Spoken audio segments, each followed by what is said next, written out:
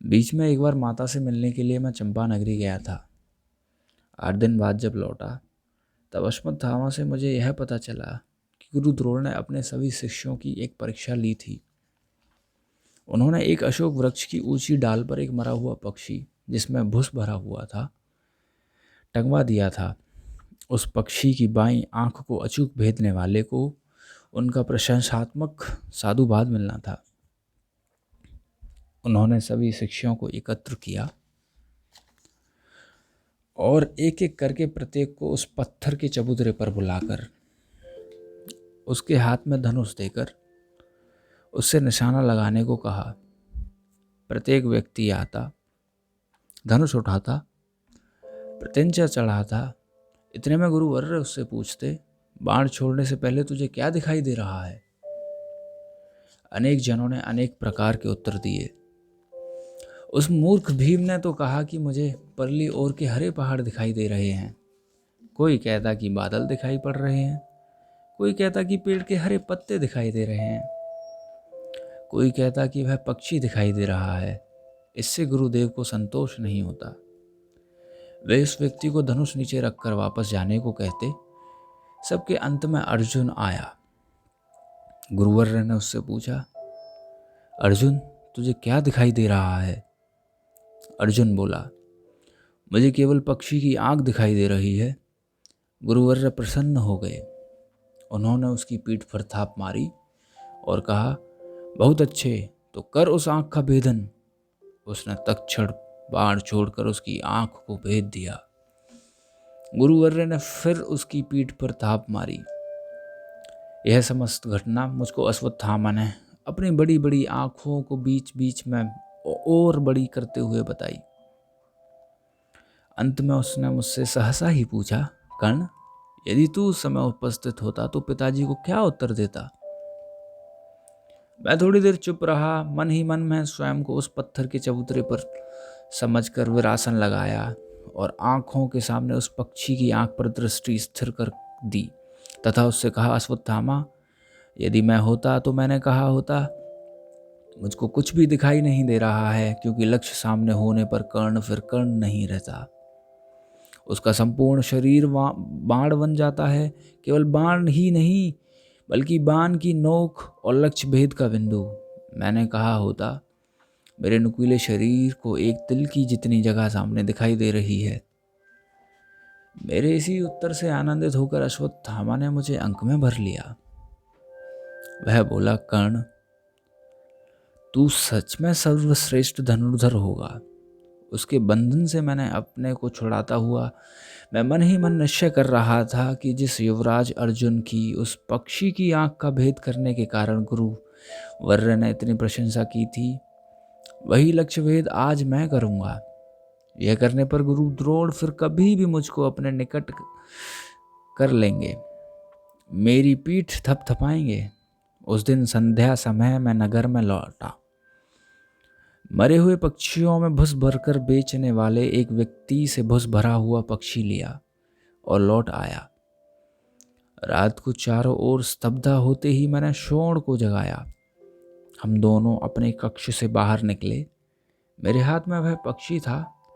संपूर्ण युद्धशाला शांत थी। दिन भर शस्त्रों की झनकार से कंपित रहने वाला वह स्थान इस समय निस्तब्ध था। स्थान स्थान पर इंदुगी के पलीते चलते हुए उस भव्य क्रीड़ांगन को धैर्य बना रहे थे। उनमें से एक पलीता मैंने हाथ में ले लिया और बीच के धनुवीर्य के पत्थर के चबूतरे पर चढ़ गया।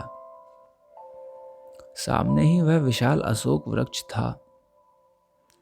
उसकी ओर उंगली से संकेत करते अपने हाथ से लगा पक्षी शोण के हाथ में देता हुआ मैं बोला, इस पक्षी को उस वृक्ष के किसी ऊंचे स्थान पर बांध दो और तुम पलीता लेकर वहीं रुके रहो। किस लिए? उसने आश्चर्य से पूछा। वह बाद में बताऊंगा, जल्दी जाओ। मेरे हाथ से पलीता और पक्षी लेकर वह वृक्ष की ओर गया। सर गिलहरी की तरह सरकता हुआ वह क्षण भर में ऊपर चढ़ गया। थोड़ी देर बाद वह बोला, भैया, यहाँ एक शाखा से एक धागा बंधा हुआ दिखाई देता है। यहीं बांध दूं क्या? जितना संभव हो सके उतना ऊंचा। जाओ अभी, मैं नीचे से चिल्लाया। वह वहां से और ऊंचा गया। इससे अधिक ऊंचाई पर वह अब जा ही नहीं सकता था। उसने हाथ में पकड़ा पक्षी एक डाल से बांध दिया। वह एक अन्य शाखा पर बैठ गया। मैंने चिल्लाकर उससे कहा, उस पलीते को इस तरह पकड़ो कि वह पक्षी मुझे दिखाई दे, तनिक भी हिलो डुलो मत। उसने पलीता अच्छी तरह पकड़ लिया। मैंने धनुष उठाया और विरासन लगाया। उस चबूतरे पर खड़े होकर मैंने सूर्यदेव का शिष्यत्व स्वीकार किया था। मेरा मन मुझसे कह रहा था, याद रख, युवराज अर्जुन ने लक्ष्य की दिखाई देने वाली एक आंख फोड़ी थी, तुझको दोनों आंखें फोड़नी है, दिखाई देने वाली और दिखाई न देने वाली। कैसे? पहला बाण लगते ही वह पक्षी घूमेगा, उसका दूसरी ओर का हिस्सा सामने आ जाएगा, इतने में ही दूसरा बाण उस दृष्टि की आंख में घुसना चाहिए। ये दोनों बाण एक ही समय छोड़ने हैं, और वे भी पलीते के इस धूमल प्रकाश में। मैंने वृक्ष की ओर देखा, पलीते की फड़फड़ाती हुई ज्योति से हवा का अनुमान किया। समीप रखे तरकस से 2 सूची बाढ़ झट से खींचकर मैंने हाथ में लिए, धनुष को संतुलित किया और वे दोनों बाण उस पर चढ़ा दिए। प्रत्यंचा खींची। अब मैं नहीं रहा था। मेरा शरीर, मन, दृष्टि, श्वास, बाणों की दोनों नोक और पक्षी की दोनों आंखें सब एक हो गए। खींची हुई प्रत्यंचा पर दोनों उंगलियां स्थिर हो गईं। दोनों उंगलियों पर 2 भिन्न भिन्न प्रभाव थे। उनमें से एक बाण थोड़ा सा आगे जाना चाहिए था और दूसरा तुरंत ही उसके पीछे। क्षण भर स्थिरता रही और फिर दोनों बाण सूं करते हुए एक के बाद एक धनुष से छूटे। पहला आघात लगा और वह पक्षी एकदम घुमा। इतने में दूसरे बाण का एक और आघात उसको लगा तथा गड़बड़ी में सोंड द्वारा जैसे तैसे बांधा गया पक्षी धागा टूट जाने के कारण धड़ाम से नीचे गिरा। हाथ में लगा धनुष फेंककर चबूतरे की ओर सीढ़ियां 4-4 एकदम उतरकर मैं दौड़ता हुआ उस वृक्ष के नीचे गया। पक्षी हाथ में लेकर एक और लगे पलीते के पास ले जाकर मैंने देखा, उसकी दोनों आंखों की पुतलियां में 2 बाण घुसे हुए हैं। सफलता के आनंद से मेरी आंखें चमकने लगीं। शोण वृक्ष से उतरकर नीचे आया। दूर कहीं रात में पहरा देने वाले पहरेदार ने मध्य रात्रि की घटकाओं के टोले लोह पट्टिका पर मारी।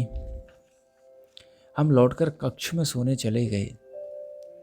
उस दिन से लक्ष्य भेद के कठिन कठिन प्रकारों को हम दोनों ने गुप्त रूप में रात में करने लगे, जब अखाड़े में कोई नहीं होता था, क्योंकि नीरव निस्तब्ध रात में मन को बड़ी अच्छी तरह से एकाग्र किया जा सकता था, कोई व्याघात नहीं डाल सकता था। इसी प्रकार अभ्यास करते हुए एक के बाद एक अनेक वर्ष कैसे बीत गए इसका ना मुझको पता चला ना शोण को। मल्ल विद्या के हाथ से सीखने के कारण मेरा शरीर सुदृढ़ हो गया। भुजदंड के स्त्रायुओं पर जोर से मुष्टि प्रहार करता हुआ अश्वत्थामा मुझसे कहता, कर्ण, यह मांस है या लोहा? तो यहाँ होती है कर्ण की कहानी समाप्त। धन्यवाद।